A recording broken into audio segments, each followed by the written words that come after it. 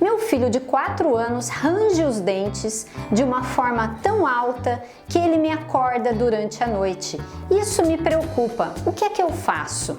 Eu sou a doutora Carla Alvarenga, ortodontista e odontopediatra da Dental Kids, e eu vou responder a pergunta da Emiliana, que fez no nosso vídeo lá no YouTube.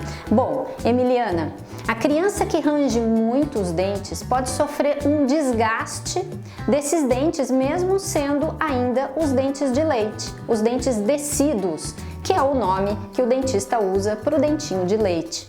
O que fazer? É importante levar sim a um dentista, um odontopediatra que entenda desse assunto de ranger os dentes, de bruxismo, ou leve a um ortodontista.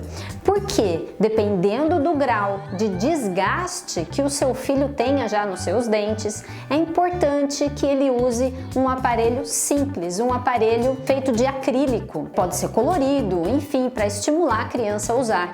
Esse aparelho muito simples pode evitar que o seu filho apresente mais desgastes nos dentes. Se você gostou dessa dica, compartilha com outras mães, com as suas amigas. Isso pode fazer muita diferença na vida dos seus filhos.